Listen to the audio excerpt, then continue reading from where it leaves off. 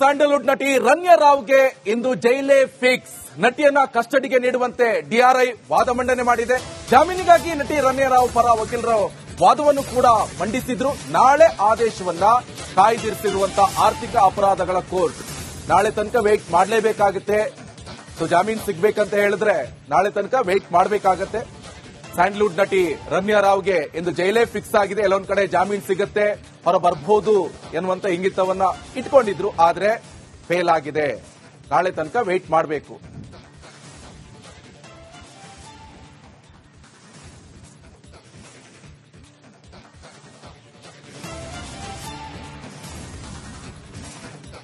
ನೋಡಿ, ಬೆಂಗಳೂರಿನಲ್ಲಿ ದುಬಾರಿ ಆಗುತ್ತಾ ಆಟೋ ಚಾರ್ಜ್. ಆಟೋ ಸಂಚಾರ ದರ ಏರಿಕೆಗೆ ಚಾಲಕರಿಂದಲೇ ವಿರೋಧ ವ್ಯಕ್ತವಾಗ್ತಾ ಇದೆ. ದರ ಏರಿಕೆಗೆ 80% ಚಾಲಕರಿಂದ ವಿರೋಧ ವ್ಯಕ್ತವಾಗ್ತಾ ಇದೆ. ಆದ್ರೆ ಕೆಲ ಆಟೋ ಸಂಘಟನೆಗಳಿಂದ ದರ ಏರಿಕೆಗೆ ಪಟ್ಟು ಹಿಡಿದು ಕುಳಿತಿದ್ದಾರೆ.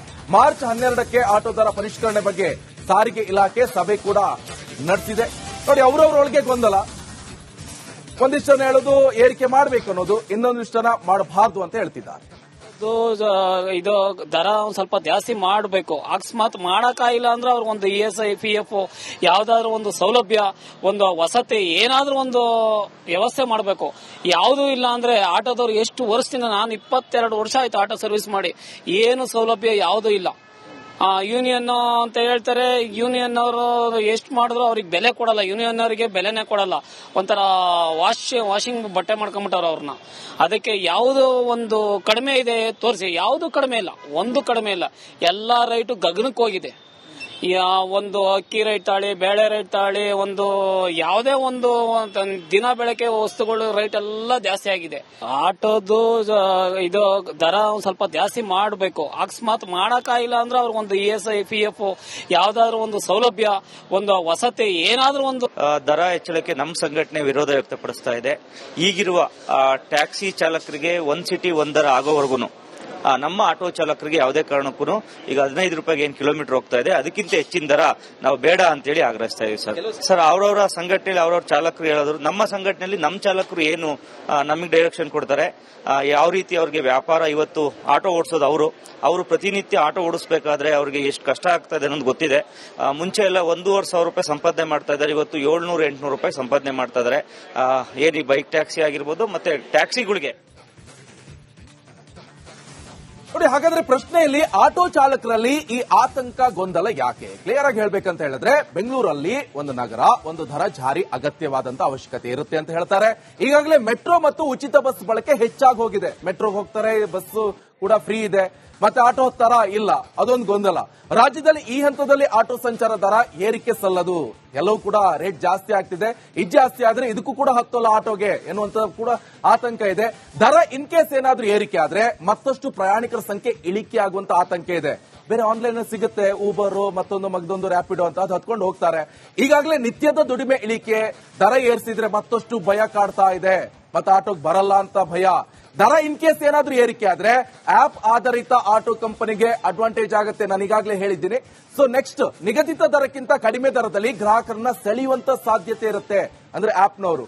ಇದರಿಂದಾಗಿ ಮೀಟರ್ ಆಟೋ ಚಾಲಕರಿಗೆ ಬಾಡಿಗೆ ಸಿಗದಿರುವ ಸಾಧ್ಯತೆ ಇದೆ. ಈ ಗೊಂದಲ, ಈ ಆತಂಕದಿಂದ ಈಗ ಅವರವರೊಳಗೆ ಸ್ಯಾಂಡಲ್ವುಡ್ ನಟಿ ರಮ್ಯಾ ರಾವ್ಗೆ ಇಂದು ಜೈಲೇ ಫಿಕ್ಸ್. ನಟಿಯನ್ನ ಕಸ್ಟಡಿಗೆ ನೀಡುವಂತೆ ಡಿಆರ್ಐ ವಾದ ಮಂಡನೆ ಮಾಡಿದೆ. ಜಾಮೀನಿಗಾಗಿ ನಟಿ ರಮ್ಯಾ ರಾವ್ ಪರ ವಕೀಲರು ವಾದವನ್ನು ಕೂಡ ಮಂಡಿಸಿದ್ರು. ನಾಳೆ ಆದೇಶವನ್ನ ಕಾಯ್ದಿರಿಸಿರುವಂತಹ ಆರ್ಥಿಕ ಅಪರಾಧಗಳ ಕೋರ್ಟ್ ನಾಳೆ ತನಕ ವೇಟ್ ಮಾಡಲೇಬೇಕಾಗುತ್ತೆ. ಸೊ ಜಾಮೀನು ಸಿಗ್ಬೇಕಂತ ಹೇಳಿದ್ರೆ ನಾಳೆ ತನಕ ವೇಟ್ ಮಾಡಬೇಕಾಗತ್ತೆ. ಸ್ಯಾಂಡಲ್ವುಡ್ ನಟಿ ರಮ್ಯಾ ರಾವ್ಗೆ ಇಂದು ಜೈಲೇ ಫಿಕ್ಸ್ ಆಗಿದೆ. ಎಲ್ಲೊಂದ್ ಕಡೆ ಜಾಮೀನು ಸಿಗುತ್ತೆ, ಹೊರ ಬರ್ಬಹುದು ಎನ್ನುವಂತ ಇಂಗಿತವನ್ನ ಇಟ್ಕೊಂಡಿದ್ರು. ಆದ್ರೆ ಫೇಲ್ ಆಗಿದೆ. ನಾಳೆ ತನಕ ವೇಟ್ ಮಾಡಬೇಕು.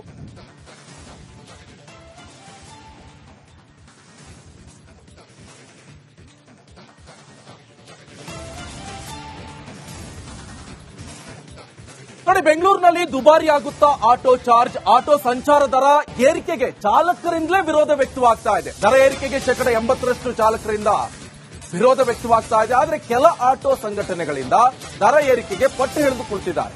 ಮಾರ್ಚ್ 12ಕ್ಕೆ ಆಟೋ ದರ ಪರಿಷ್ಕರಣೆ ಬಗ್ಗೆ ಸಾರಿಗೆ ಇಲಾಖೆ ಸಭೆ ಕೂಡ ನಡೆಸಿದೆ. ನೋಡಿ, ಅವರವರೊಳಗೆ ಗೊಂದಲ. ಒಂದಿಷ್ಟು ಜನ ಹೇಳೋದು ಏರಿಕೆ ಮಾಡಬೇಕು ಅನ್ನೋದು, ಇನ್ನೊಂದಿಷ್ಟು ಜನ ಮಾಡಬಾರ್ದು ಅಂತ ಹೇಳ್ತಿದ್ದಾರೆ. ಇದು ದರ ಒಂದ್ ಸ್ವಲ್ಪ ಜಾಸ್ತಿ ಮಾಡಬೇಕು. ಅಕಸ್ಮಾತ್ ಮಾಡಕ್ಕಾಗಿಲ್ಲ ಅಂದ್ರೆ ಅವ್ರಿಗೊಂದು ESI PF ಯಾವ್ದಾದ್ರು ಒಂದು ಸೌಲಭ್ಯ, ಒಂದು ವಸತಿ, ಏನಾದ್ರೂ ಒಂದು ವ್ಯವಸ್ಥೆ ಮಾಡಬೇಕು. ಯಾವುದೂ ಇಲ್ಲ ಅಂದ್ರೆ ಆಟೋದವ್ರು ಎಷ್ಟು ವರ್ಷದಿಂದ, ನಾನು 22 ವರ್ಷ ಆಯ್ತು ಆಟೋ ಸರ್ವಿಸ್ ಮಾಡಿ, ಏನು ಸೌಲಭ್ಯ ಯಾವುದೂ ಇಲ್ಲ. ಯೂನಿಯನ್ ಅಂತ ಹೇಳ್ತಾರೆ, ಯೂನಿಯನ್ ಅವರು ಎಷ್ಟು ಮಾಡಿದ್ರು ಅವ್ರಿಗೆ ಬೆಲೆ ಕೊಡಲ್ಲ, ಯೂನಿಯನ್ ಅವರಿಗೆ ಬೆಲೆನೇ ಕೊಡಲ್ಲ. ಒಂಥರ ವಾಷಿಂಗ್ ಬಟ್ಟೆ ಮಾಡ್ಕೊಂಡ್ಬಿಟ್ಟವ್ರು ಅವ್ರನ್ನ. ಅದಕ್ಕೆ ಯಾವುದು ಒಂದು ಕಡಿಮೆ ಇದೆ ತೋರಿಸಿ, ಯಾವುದು ಕಡಿಮೆ ಇಲ್ಲ, ಒಂದು ಕಡಿಮೆ ಇಲ್ಲ. ಎಲ್ಲಾ ರೈಟು ಗಗನಕ್ಕೆ ಹೋಗಿದೆ. ಒಂದು ಅಕ್ಕಿ ರೇಟ್ ತಾಳಿ, ಬೇಳೆ ರೇಟ್ ತಾಳಿ, ಒಂದು ಯಾವುದೇ ಒಂದು ದಿನ ಬೆಳಕೆ ವಸ್ತುಗಳು ರೇಟ್ ಎಲ್ಲ ಜಾಸ್ತಿ ಆಗಿದೆ. ಆಟೋದು ಇದು ದರ ಒಂದ್ ಸ್ವಲ್ಪ ಜಾಸ್ತಿ ಮಾಡಬೇಕು. ಅಕಸ್ಮಾತ್ ಮಾಡಕ್ಕಾಗಿಲ್ಲ ಅಂದ್ರೆ ಅವ್ರಿಗೊಂದು ESI PF ಯಾವ್ದಾದ್ರು ಒಂದು ಸೌಲಭ್ಯ, ಒಂದು ವಸತಿ, ಏನಾದ್ರೂ ಒಂದು. ದರ ಹೆಚ್ಚಳಕ್ಕೆ ನಮ್ಮ ಸಂಘಟನೆ ವಿರೋಧ ವ್ಯಕ್ತಪಡಿಸ್ತಾ ಇದೆ. ಈಗಿರುವ ಟ್ಯಾಕ್ಸಿ ಚಾಲಕರಿಗೆ ಒಂದ್ ಸಿಟಿ ಒಂದರ ಆಗೋವರೆಗೂ ನಮ್ಮ ಆಟೋ ಚಾಲಕರಿಗೆ ಯಾವುದೇ ಕಾರಣಕ್ಕೂ ಈಗ 15 ರೂಪಾಯಿಗೆ ಏನ್ ಕಿಲೋಮೀಟರ್ ಹೋಗ್ತಾ ಇದೆ, ಅದಕ್ಕಿಂತ ಹೆಚ್ಚಿನ ದರ ನಾವು ಬೇಡ ಅಂತೇಳಿ ಆಗ್ರಹಿಸ್ತಾ ಇದೀವಿ ಸರ್. ಅವ್ರವರ ಸಂಘಟನೆಯಲ್ಲಿ ಅವ್ರವ್ರ ಚಾಲಕರು ಹೇಳಿದ್ರು, ನಮ್ಮ ಸಂಘಟನೆಯಲ್ಲಿ ನಮ್ಮ ಚಾಲಕರು ಏನು ನಮಗೆ ಡೈರೆಕ್ಷನ್ ಕೊಡ್ತಾರೆ, ಯಾವ ರೀತಿ ಅವ್ರಿಗೆ ವ್ಯಾಪಾರ. ಇವತ್ತು ಆಟೋ ಓಡಿಸೋದು ಅವರು ಪ್ರತಿನಿತ್ಯ ಆಟೋ ಓಡಿಸಬೇಕಾದ್ರೆ ಅವ್ರಿಗೆ ಎಷ್ಟು ಕಷ್ಟ ಆಗ್ತಾ ಇದೆ ಅನ್ನೋದು ಗೊತ್ತಿದೆ. ಮುಂಚೆ ಎಲ್ಲ 1,500 ರೂಪಾಯಿ ಸಂಪಾದನೆ ಮಾಡ್ತಾ ಇದ್ದಾರೆ, ಇವತ್ತು 700-800 ರೂಪಾಯಿ ಸಂಪಾದನೆ ಮಾಡ್ತಾ ಇದ್ದಾರೆ. ಏನಿ ಬೈಕ್ ಟ್ಯಾಕ್ಸಿ ಆಗಿರ್ಬೋದು, ಮತ್ತೆ ಟ್ಯಾಕ್ಸಿಗಳಿಗೆ. ನೋಡಿ, ಹಾಗಾದ್ರೆ ಪ್ರಶ್ನೆಯಲ್ಲಿ ಆಟೋ ಚಾಲಕರಲ್ಲಿ ಈ ಆತಂಕ ಗೊಂದಲ ಯಾಕೆ? ಕ್ಲಿಯರ್ ಆಗಿ ಹೇಳ್ಬೇಕಂತ ಹೇಳಿದ್ರೆ, ಬೆಂಗಳೂರಲ್ಲಿ ಒಂದು ನಗರ, ಒಂದು ದರ ಜಾರಿ ಅಗತ್ಯವಾದಂತ ಅವಶ್ಯಕತೆ ಇರುತ್ತೆ ಅಂತ ಹೇಳ್ತಾರೆ. ಈಗಾಗಲೇ ಮೆಟ್ರೋ ಮತ್ತು ಉಚಿತ ಬಸ್ ಬಳಕೆ ಹೆಚ್ಚಾಗಿ ಹೋಗಿದೆ. ಮೆಟ್ರೋ ಹೋಗ್ತಾರೆ, ಬಸ್ ಕೂಡ ಫ್ರೀ ಇದೆ, ಮತ್ತೆ ಆಟೋ ತರ ಇಲ್ಲ, ಅದೊಂದು ಗೊಂದಲ. ರಾಜ್ಯದಲ್ಲಿ ಈ ಹಂತದಲ್ಲಿ ಆಟೋ ಸಂಚಾರ ದರ ಏರಿಕೆ ಸಲ್ಲದು, ಎಲ್ಲವೂ ಕೂಡ ರೇಟ್ ಜಾಸ್ತಿ ಆಗ್ತಿದೆ. ಇದು ಜಾಸ್ತಿ ಆದ್ರೆ ಇದಕ್ಕೂ ಕೂಡ ಹತ್ತೋಲ್ಲ ಆಟೋಗೆ ಎನ್ನುವಂತ ಕೂಡ ಆತಂಕ ಇದೆ. ದರ ಇನ್ ಕೇಸ್ ಏನಾದ್ರೂ ಏರಿಕೆ ಆದ್ರೆ ಮತ್ತಷ್ಟು ಪ್ರಯಾಣಿಕರ ಸಂಖ್ಯೆ ಇಳಿಕೆ ಆಗುವಂತ ಆತಂಕ ಇದೆ. ಬೇರೆ ಆನ್ಲೈನ್ ಸಿಗುತ್ತೆ, ಊಬರ್, ಮತ್ತೊಂದು ಮಗದೊಂದು ರ್ಯಾಪಿಡೋ ಅಂತ, ಅದು ಹತ್ಕೊಂಡು ಹೋಗ್ತಾರೆ. ಈಗಾಗಲೇ ನಿತ್ಯದ ದುಡಿಮೆ ಇಳಿಕೆ, ದರ ಏರಿಸಿದ್ರೆ ಮತ್ತಷ್ಟು ಭಯ ಕಾಡ್ತಾ ಇದೆ, ಮತ್ತೆ ಆಟೋಗೆ ಬರಲ್ಲ ಅಂತ ಭಯ. ದರ ಇನ್ ಕೇಸ್ ಏನಾದ್ರೂ ಏರಿಕೆ ಆದ್ರೆ ಆಪ್ ಆಧಾರಿತ ಆಟೋ ಕಂಪನಿಗೆ ಅಡ್ವಾಂಟೇಜ್ ಆಗುತ್ತೆ, ನಾನು ಈಗಾಗಲೇ ಹೇಳಿದ್ದೀನಿ. ಸೊ ನೆಕ್ಸ್ಟ್, ನಿಗದಿತ ದರಕ್ಕಿಂತ ಕಡಿಮೆ ದರದಲ್ಲಿ ಗ್ರಾಹಕರನ್ನ ಸೆಳೆಯುವಂತ ಸಾಧ್ಯತೆ ಇರುತ್ತೆ, ಅಂದ್ರೆ ಆಪ್ನವರು. ಇದರಿಂದಾಗಿ ಮೀಟರ್ ಆಟೋ ಚಾಲಕರಿಗೆ ಬಾಡಿಗೆ ಸಿಗದಿರುವ ಸಾಧ್ಯತೆ ಇದೆ. ಈ ಗೊಂದಲ, ಈ ಆತಂಕದಿಂದ ಈಗ ಅವರವರೊಳಗೆ ಸ್ಯಾಂಡಲ್ವುಡ್ ನಟಿ ರನ್ಯಾ ರಾವ್ಗೆ ಇಂದು ಜೈಲೇ ಫಿಕ್ಸ್. ನಟಿಯನ್ನ ಕಸ್ಟಡಿಗೆ ನೀಡುವಂತೆ DRI ವಾದ ಮಂಡನೆ ಮಾಡಿದೆ. ಜಾಮೀನಿಗಾಗಿ ನಟಿ ರನ್ಯಾ ರಾವ್ ಪರ ವಕೀಲರು ವಾದವನ್ನು ಕೂಡ ಮಂಡಿಸಿದ್ರು. ನಾಳೆ ಆದೇಶವನ್ನ ಕಾಯ್ದಿರಿಸಿರುವಂತಹ ಆರ್ಥಿಕ ಅಪರಾಧಗಳ ಕೋರ್ಟ್ ನಾಳೆ ತನಕ ವೇಟ್ ಮಾಡಲೇಬೇಕಾಗುತ್ತೆ. ಸೊ ಜಾಮೀನು ಸಿಗ್ಬೇಕಂತ ಹೇಳಿದ್ರೆ ನಾಳೆ ತನಕ ವೇಟ್ ಮಾಡಬೇಕಾಗತ್ತೆ. ಸ್ಯಾಂಡಲ್ವುಡ್ ನಟಿ ರನ್ಯಾ ರಾವ್ಗೆ ಇಂದು ಜೈಲೇ ಫಿಕ್ಸ್ ಆಗಿದೆ. ಎಲ್ಲೊಂದ್ ಕಡೆ ಜಾಮೀನು ಸಿಗತ್ತೆ, ಹೊರ ಬರ್ಬಹುದು ಎನ್ನುವಂತ ಇಂಗಿತವನ್ನ ಇಟ್ಕೊಂಡಿದ್ರು, ಆದ್ರೆ ಫೇಲ್ ಆಗಿದೆ. ನಾಳೆ ತನಕ ವೇಟ್ ಮಾಡಬೇಕು.